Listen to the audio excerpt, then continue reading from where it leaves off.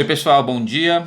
Mais uma vez aqui o professor Bartolomeu trazendo um pequeno vídeo sobre um assunto que nós vamos iniciar essa semana.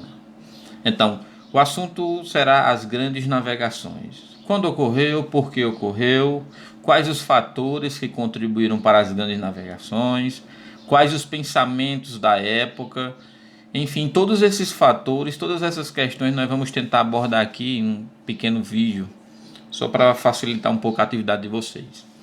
Então observem aí na tela. Esse, por incrível que pareça, é o mapa do mundo em 1489. Então nessa época, o nosso planeta Terra, ele era representado dessa forma. Isso porque, obviamente, não existia um satélite lá na nossa estratosfera para retirar uma foto e nos mandar se é perfeita como nós observamos nas aulas de geografia da professora Manuzinha, né? Mas esse era o mapa que era tido, que era, digamos assim, estudado. De certa forma, para os padrões da época, para a tecnologia da época, para as observações da época, esse mapa ele está, digamos assim, bem fiel. Se você observar aqui nessa parte inferior esquerda, a representação da América do Sul e América do Norte. Apesar de distorcida, se você for comparar com o mapa de hoje, existe uma semelhança bem interessante. Então, em 1489, já iniciando a Idade Moderna, nós temos aí o famoso mapa do Sularium Illustratum de Henrique Martellus, de 1489, certo? E nessa foto seguinte, vocês vão observar aí que apesar de nós gostarmos dos desenhos que passavam nas manhãs de segunda-feira, nós temos aqui a representação de alguns monstros. Começando por cima, uma grande serpente que se assemelhava a um dragão devorando esse navio. Do lado direito, nós temos aí o que seria um polvo gigante, uma lula gigante. Do lado esquerdo, o que seria uma sereia. E do lado direito, de novo, o que seriam alguns monstros bem esquisitos atacando esses navios. Por incrível que pareça, pessoal, naquela época nós tínhamos isso que seriam os famosos medos imaginários. Como os grandes navegantes, como as pessoas que se aventuravam no mar, não tinham distanciado, digamos assim, muito do litoral, ou seja, da terra firme, e como eles não sabiam que tinha no além-mar, predominava isso que nós chamamos de medos imaginários. A mentalidade daquela época trazia para os grandes navegantes uma ideia de que existiam esses monstros marinhos, de que o desconhecido trazia perigo, certo? Então essa foto aqui ela existe só para vocês entenderem que naquela época as pessoas acreditavam que isso realmente existia. Se você for assistir, por exemplo, Piratas do Caribe, tá lá uma cena bem interessante das sereias que devoravam os marinheiros. Então isso é uma representação daquela época, certo? Agora, entrando de fato aí no que foram as grandes navegações, vocês podem observar um mapa mais, digamos assim, fiel à realidade do continente africano, da Ásia e até da América do Sul. Então, as grandes navegações foram um movimento onde as pessoas começaram a se aventurar no além-mar, a descobrir novas terras, novas localidades, novas rotas de comércio, novos povos e novas culturas. E alguns fatores contribuíram para que essa galera saísse dos seus ambientes, ou seja, das suas terras natais de nascimento, e se aventurasse mar afora. Então, o primeiro fator que nós temos aqui é um fator socioeconômico. Por quê? Vocês devem se lembrar que quando as cruzadas elas finalizaram, o que nos restou foi aquilo que nós chamamos de renascimento comercial, onde o comércio em longa e grande escala começou a ser planificado, ou seja, as rotas comerciais foram reabertas, o comércio foi reaberto, as pessoas passaram a vender e a comprar cada vez mais. Então a necessidade da compra e da venda vai gerar novos mercados, tanto de consumo como de fornecimento. Então nós podemos dizer que o renascimento comercial ele foi um fator que impulsionou os grandes navegantes a se aventurarem no além-mar. Aí vocês observam aí na tela quais são, digamos assim, os produtos que eram comercializados. Na parte superior, nós temos a canela, o cravo, a noz moscada, alguns grãos. Nós temos alguns chifres aí de uns animais que viviam no continente africano, a seda, o açafrão, a cana-de-açúcar. Esses produtos, pessoal, eles não existiam com abundância na Europa.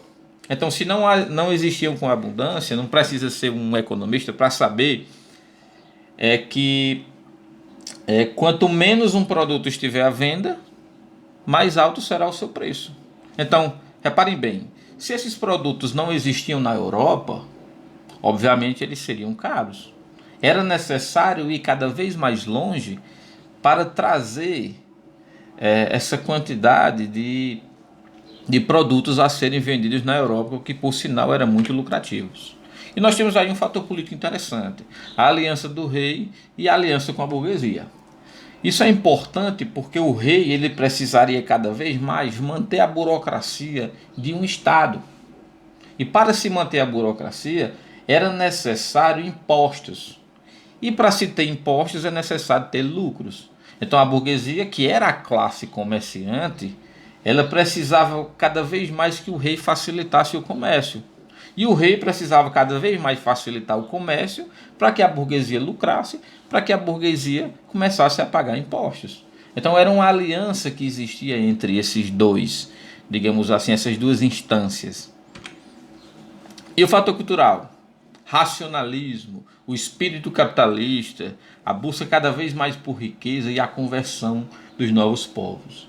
É preciso lembrar que nesse momento havia o renascimento cultural, pessoal. As pessoas se interessando cada vez mais pelas ciências, pela cultura, pelo conhecimento, cada vez mais se desligando, digamos assim, da religião e se aventurando em direção à ciência.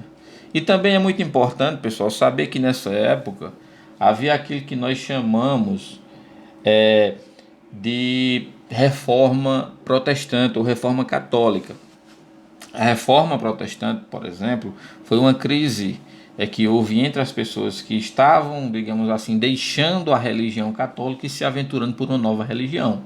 Então a Igreja Católica, perdendo cada vez mais os seus fiéis, decide se aventurar nessas grandes navegações para ver se encontrava cada vez mais povos para a conversão. Então, se você reparar bem, aqui no Brasil nós temos as grandes missões jesuíticas, que elas buscavam converter os índios que aqui existiam, os africanos, enfim. Então o fator cultural também é extremamente importante, vocês vão colocar na atividade, né, para a famosa grandes navegações. Então o fator científico, qual seria? Pensar a Terra, pensar o mundo. Vejam aí a representação de uma Terra quadrada. Vejam aí a representação dos barcos, dos navios caindo num abismo, que também era um dos medos imaginários, certo? Então, eles vão descobrir que a Terra é redonda.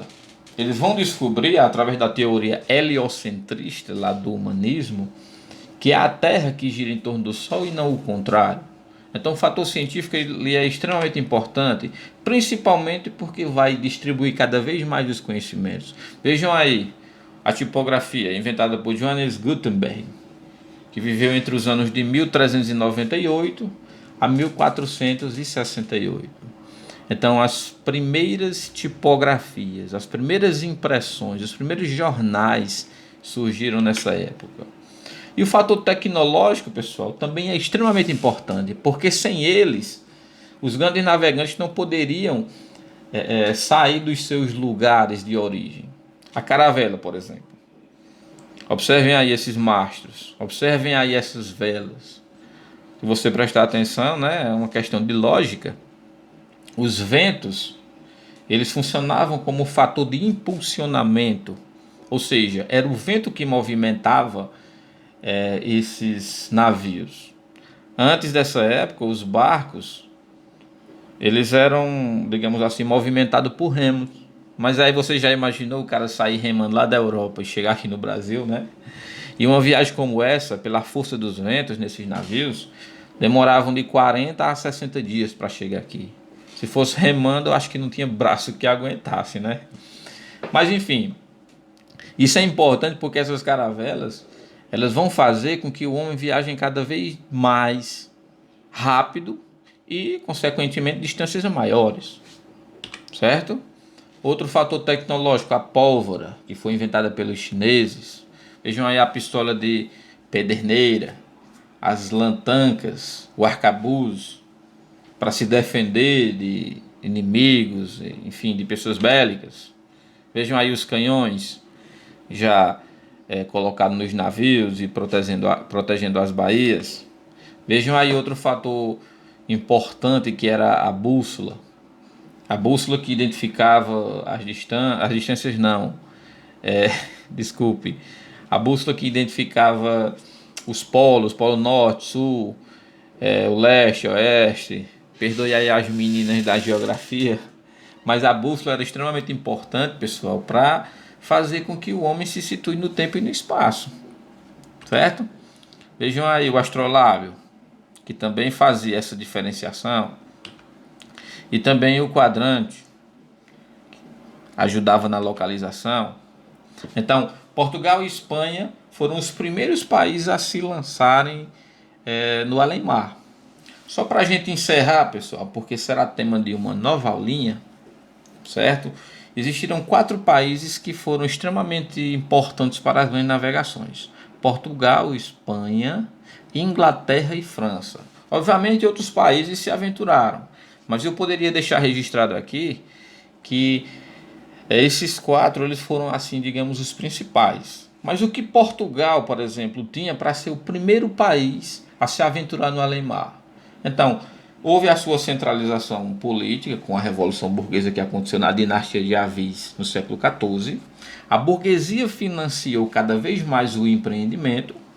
As condições geográficas favoráveis, ou seja, Portugal fica na Península Ibérica, voltada para o mar. Se Portugal fosse, por exemplo, uma Rússia grande, mas centralizada, sem tantas saídas para o mar, ficava cada vez mais difícil. Então as condições geográficas elas foram favoráveis e extremamente importantes. E também as inovações técnicas que desenvolveram a bússola, através da escola de Sagres, né? O astrolábio, o caravelo. Enfim, esses conhecimentos foram extremamente importantes, essas condições foram extremamente importantes para que Portugal se aventurasse no além-mar, certo? Então, boa aulinha e até breve.